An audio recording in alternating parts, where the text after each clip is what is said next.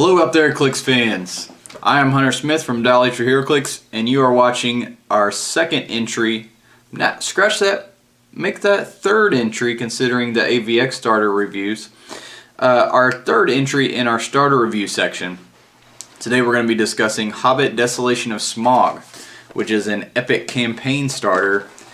Now these will run you about 40 bucks. So, as with our other starter sets, we're going to go over what's included. On this review, I will go through like I did in the Mage Knight, and I will go through each figure, break it down, tell you whether it's a good figure, bad figure, why I feel that way, and the most important question we're gonna answer is this giant fat pack worth $40 of your hard-earned cash? So as was the case with my Mage Knight starter set review, I went over each piece and I told you my score on it in the respect of just the set, and then a score in the respect of all of Silver Age, meaning every figure that exists in the game of Heroclix outside of Star Trek, since they aren't actually legal. Every one of those pieces, this piece's placement in the entirety, but also within its set, because that's important to remember, especially with these pieces, especially Mage Knight and Lord of the Rings, some other small side sets. These aren't meant to be played in Worlds, in Modern. Naturally, because they're not DC or Marvel, so usually they make these pieces, kind of balance them slightly inside their own little world. So that's why I'm going to give you two separate scores. First up, we've got the little hobbit who could, Bilbo Baggins, 001. Bilbo has improved movement characters. He is a wild card traded. Now that's not going to serve him any good in the Lord of the Rings set because there are no team abilities, so go figure. And he also has another trait. When Bilbo Baggins is assigned a relic, modify his combat values by +1. Now that will affect his Lord of the Rings score because there are a lot of relics, no resources, in the Lord of the Rings clicks. Bilbo's 75 points, and overall he's an overcosted figure even by Lord of the Rings standards. He not too much, but slightly overcosted. He does have Perplex, which is an ability that you don't come by too often in Lord of the Rings clicks. But if you look at his attack ability, if you guys would like to follow along with me, go to hcrealms.com, go to the unit section, and scroll over past the Modern Age to the Silver Golden Age section, and find the Hobbit Desolation of Smaug. Scroll all the way down to 101 through 108. Those are the figures we're going to be going over. If you'd like to follow along with me and kind of read these abilities and see what you think about the dial scores. His attack ability, you give him a power action when he's adjacent to a character that it's assigned a relic. He can make a relic roll for that relic as if it were in his square, and he can modify the result of the relic roll by +1. If he succeeds, the relic is now listed to him instead. So he steals relics from other people.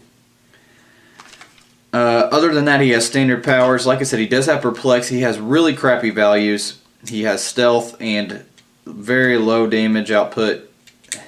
Basically, he's your relic guy. Everything he has is based around relics. His trait that gives him +1 when he has a relic to everything, and also the ability to steal them from other people. It's too choosy, it's too focused of a piece to work well in the majority of click situations. I'm going to give him a 2 out of 5 in Silver Age, along with the 2 out of 5 in Lord of the Rings. In Silver Age, the wildcard trait helps him a little bit, otherwise he'd only be like a 1. But the wildcard ups him just slightly, and in Lord of the Rings, his relic and his anti-relic abilities help him a little more than they do in typical Silver Age.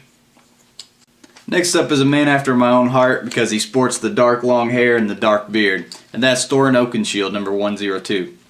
I like this Thorin. He's not amazing, but he is a nice option for dwarf teams now. We've had a couple good Thorns before. This guy brings a little bit to the table as well. It's kind of a preference. He has a trait that is, when an opposing character is assigned a resource, mind you, that's not going to affect Lord of the Rings. When an opposing character is assigned a resource, modify his attack and defense by +1. Now, what's going to help him with dwarves, and why I like him, is his movement ability. He can use charge. Adjacent friendlies modify their speed values by +2 when they are given a non-free action. So he helps your dwarves move up farther when they either move or they running shot. Now, that's something that the dwarves lack. If you go to the previous Hobbit set and you look at the Target exclusives and the other dwarves that are in the main set, they all have really low values, but they all buff off of a character named Thorin, so he could work really well with them. He also has leadership, and he has Endom, which is not something you find a lot in the Lord of the Rings set. His trait with the resources helps his Silver Age score a tiny bit, but I'm still going to put him at slightly below average at 100 points in Silver Age. I'm going to give him a 2 out of 5 in Silver Age, 3 out of 5 in Lord of the Rings. Next up is Bard the Bowman, who is yet another average piece out of this starter set. He has an attack ability when he targets a single character with a ranged combat attack. Choose. Modify his attack value by +2, or damage dealt from this attack is penetrating. Now that's pretty good. That's a very useful ability.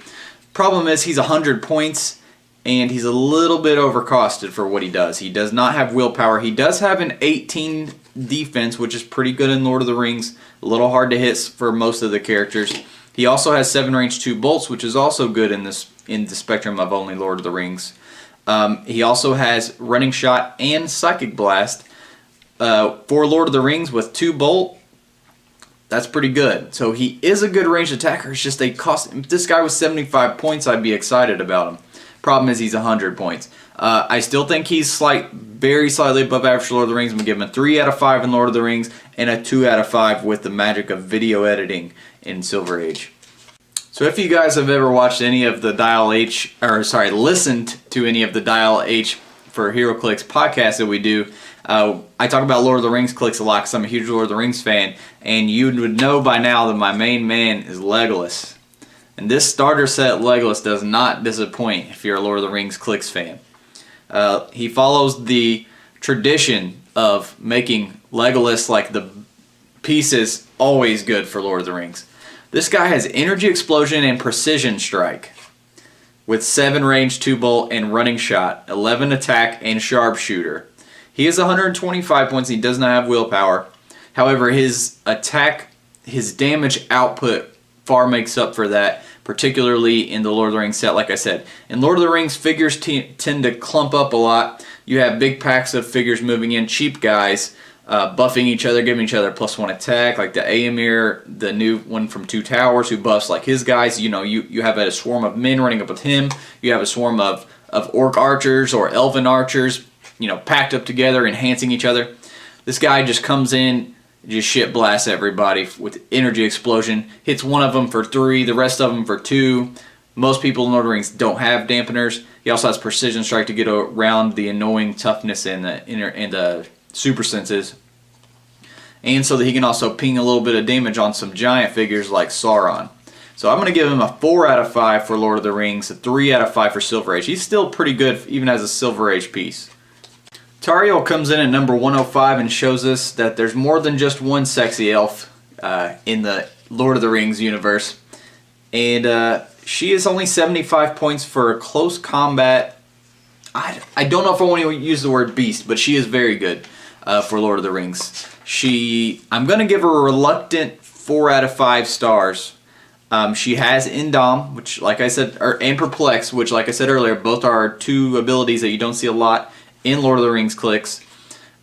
She's a great close combat option. She has stealth, and she ignores hindering terrain. And when she's in hindering terrain, she can use charge. She also has Quake. Again, I said, Lord of the Rings pieces tend to stay clumped up. She has super senses. She gets Empower for a couple clicks. She stays on solid attack values with either Blades or Quake her full entire dial.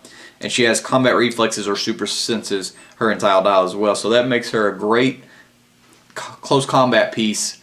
Well worth her 75 points. I'm going to give her a 3 out of 5 in Silver and a 4 out of 5 in Lord of the Rings only. Just when you thought we couldn't get another one, here he comes. Yet another Gandalf in Heroclix. This version has 2 different options, and he does have the Mystic Team ability. He has a 250 point or 150 point option. The problem with this Gandalf is the same problem that most of the other ones have, and that's that he's well overcosted. Now, well, let's go over what he does. He has an epic action. You give him an epic action, and for each 100 points of the build total, up to 1 friendly character has the flight symbol this turn. Now that can be useful, especially with big armies in a giant Lord of the Rings game. He has a trait when he's part of a theme team, he can use leadership. Otherwise, he gets prop control. That's also good. He has running shot and attack power of pulse wave and TK. Not bad. And outwit at 3, attack value of 10. He does have some 11 attack value mixed in on his dial, and then also some 9. Problem with this dude is he never goes over a 4 damage. It never even has 3 damage and a perplex at the same time. For 250 points, he leaves a little bit to be desired in the output department. His only saving grace, in my opinion, and the reason he doesn't get a bad score, is A, he has Mystics, B, these last 3 clicks. If you guys are following along with me, go to his last 3 clicks. If you finally chip through all of this guy's Mystics damage in Lord of the Rings and you finally get down to his last couple clicks, you'll notice he picks up Impervious again. He actually has Impervious for 4 of his last 4 clicks. And the reason that's so good is Lord of the Rings clicks have a really tough time dealing with Impervious a lot. So late game picking up Impervious when everybody's kind of weakened down a little bit, very good. And if you go to his last 3 clicks, he has Pulse Wave at the same time he has Impervious with a Perplex. So those last clicks save him from getting a bad score. I'm going to give him a 3 out of 5 in Silver and a 3 out of 5 in Lord of the Rings only. The last 2 pieces in the set are actually rider pieces. If you got any pieces from the 2 Tower set that just came out I guess about a month before this Desolation of Smaug set came out, you would have seen the rider packs and all the different rider options. 107 is Hunter Orc, who is only 50 points, and he has a good top dial. He has Charge and Blades and Willpower, I believe. And at only 50 points, that's really good. Now, the one thing that would have raised his stock a lot, and if he had it, I would be very excited about this guy, is he does not have the carry ability. And the other riders do, the ones in the 2 Tower packs. This guy does not. He has duo attack, and he has a trait which helps him with his split and merge capabilities. The trait is when he uses the split ability or any other character uses the merge ability, characters with the orc keyword are considered to have the name orc. So basically any orc, if you can swing your points right, can form into the Hunter Orc. When Hunter Orc uses the split ability, a bystander token named Warg is considered to be on the same click and can't be given an action to use the merge. So, he does not have Blades on his top click. He's just Charge, Willpower, and 3 damage Battle Fury. Now, Willpower is hard to come by, and for 50 points, a Charge and Willpower with a 10 attack and 3 damage is not too bad in Lord of the Rings clicks, and if you base him, he's going to get duo attack, and later he gets even better values, and he gets Blades, or Close Combat Expert on his last few clicks. So he stays point efficient throughout his dial, which is why he's going to end up with a 3 out of 5 in both Silver and Lord of the Rings for me. Last but definitely not least, because he has a very sexy sculpt, I don't know if you guys can see that, is Azog, and he's a pretty good piece. He's 125 points, but he has a 12 attack, which you very rarely see in Lord of the Rings clicks. Only Legolas, I think, I've ever seen have a 12. I'm sure I'm wrong. I'm sure there's a couple other ones, but 12 attack nonetheless is hard to come by in Lord of the Rings. He also has Indom and Invulnerability at the top. He also picks up Hypersonic for a couple clicks here in the middle of his dial. He doesn't start with it, though. At the beginning of his dial, he starts with Charge. But the Charge and Invul with the Indomitable is going to be really good. He's going to rush in. He's going to hit a couple people. Once they finally cut through a couple clicks of his invulnerability, he's going to go on to Hypersonic all of a sudden, punch you, and run away. And he does not have the carry ability, but all of his abilities this dial is just really good for Lord of the Rings, and pretty good for Silver Age, slightly above average on Silver Age. And he also, like the Hunter Orc, has a traits that help him with splitting and merging with minifigures throughout the Lord of the Rings universe. So I'm going to give him a 4 out of 5 in the Lord of the Rings and a 3 out of 5 in Silver Age. So as we look at these main set pieces, they range from mediocre to pretty good. So no home run pieces, but no horrible pieces either. The worst one, in my opinion, being Bilbo. So pretty solid pieces overall. Pretty happy with the starter set figures. So for those of you guys who are following along with me on your computer on HC Realms unit section, I want you to scroll down and look at the Horde tokens with me. Now what you will notice is that the Rabbit and the Merchant are pretty good options for Horde tokens. Not awful. The rest of these guys are pretty crappy. But that's kind of standard fare for Horde tokens. When they give you 5 or 6 different kinds, usually they give you like 6 in a starter set. Usually like 3 of them are crap. The other 3 are pretty good. So the Rabbit and the Merchant are pretty good. There's one bystander set of bystander tokens in here that are literally game breaking, and that is these freaking worker spiders, man. I am going to be playing them quite a bit in Silver Age events coming up. And I tell you what, I believe these are allowed in Silver Age meta at Gen Con, and if so, do not be surprised to see these sumbitches on somebody's teams. Now, the only problem would be that in meta, you don't go over 300, and at 400 or higher when it's an epic action game, an epic game, I believe they get to come back. Horde tokens get to come back when they're killed the next turn or whatever in your starting area. Still, these guys are sick whether they get to come back or not. So look at the dial for the worker spider. He's only 10 points. The son of a bitch has barrier. Barrier for 10 points. Then you look at the fact that he has empower too. Empower and barrier for 10 points and leave climb so he can get to wherever the hell he needs to get to. But seriously, barrier on a 10-point piece. 10 points that you can stack, what's a maximum of 3?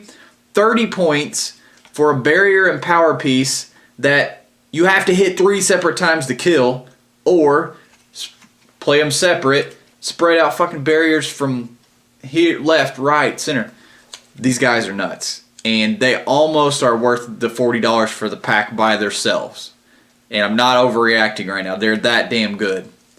Like I said, they're by far the best bystander token. Screw Scotty's Warbot. Not that it's not great for 30 points, but seriously, these guys are way better for 10 points. The rest of these guys are average, and the Rabbit and the Merchant are pretty good. I'm going to give you guys a look at the maps. Because I know a lot of people really like maps, especially the Lord of the Rings, because they tend to have flavor and they tend to be part of the movies or the books. First up, we have Lake Town, very fun and flavorful map. You'll notice that the vast majority of it is water, and that the outside is kind of like planks that you walk around the city on. You can actually get on the rooftops of several of these places. So if you don't have if you don't have some form of improved movement, you're going to have a pain in the butt getting across the middle section there. So you're going to have to run along the outside or climb up to the top and take range attacks down on the rest of the people who are fighting. Very cool map. I like it. The flip side is Forest River, yet another amazing map for this starter set. You'll see it has a good mix. The whole entire center is a river that kind of winds. There's elevated, there's hindering, there's a couple squares of blocking, but overall this is an awesomely flavorful map. You don't really have a clear way of passing. Actually, I guess you do. If you look close enough, you'll notice that there's only blue outlines along certain sections, and these little clear parts going through from here is actually not water, so you could actually cross in clear terrain there and not have to deal with the water. But like I said, you have a wide part across the middle of this map that will be elevated above all the rest of it. Very fun map to play on. I actually plan on playing this really soon myself. Next up, we have Mirkwood Spider Realm. This map kind of strikes me as a close combat pieces delight. All these little brown, like bone looking sections you see, those are all blocking. And you have quite a decent amount of hindering there in the middle too. So starting zones on that side and that side, it's going to be easy to stay behind blocking as you move your guys up slowly into melee if you are a melee team. So not a bad piece if you're going to go close combat. Would be a good piece for maybe like Batman figures who have stealth and are mainly close combat oriented. Opposite side is Mirkwood Elven Kingdom. Now this one's a little more bland out of the ones we've seen so far. It's indoors and it's kind of standard fare for a map. You'll notice that there's elevated, there's multiple ways to cross down from the elevated parts. That there's one on elevated part on each side. You could shoot across the middle there if you had enough range, maybe Legolas or somebody. And there's a couple blocked in parts there in the middle, so you could move safely in without having to worry about people who are up on the higher shooting down at you. You could, if you're smart with your positioning, you could move around tactically. Not a horrible map, but not one of the more exciting ones we've seen so far. So like I said earlier, a lot of Lord of the Rings maps are very reminiscent of the movies and representative. And this one is kind of follows par for the course, and it's the Lair of Smaug. You'll notice it's basically his piles of gold, and you can make your way across the middle there. It is clear. You'll see some small areas of orange squares kind of spread out among the corners of the gold piles, and those have special rules. It says they are hindering for movement but not for line of fire purposes. It's called unstable terrain is what it calls it. And then you have the blocking pieces there, the pillars going up in the middle, so you could make your way safely across the gold. Tiny bit of elevated. You're going to start on elevated actually on each side, and then you're going to have to go down into the pit of gold to get across to fight the enemy. Last map is pretty interesting, and it's kind of restricted. It's House of Bjorn, and if you'll notice this giant section here, that's all blocking. So basically none of it can be used in the game. That's a pretty good chunk of this map if you look at the map overall. I'm surprised that much of the map is not legal to play in. You have a decent amount of hindering, and there's another big chunk, or couple squares size chunk of blocking over there too. So really this is going to be a very focused fight. Wherever the fight takes place, it's going to be all in one tiny little section. Not a bad map. It actually looks nice graphically. Overall, these maps are excellent in my opinion, and really only like one halfway bad one. The rest of them are excellent.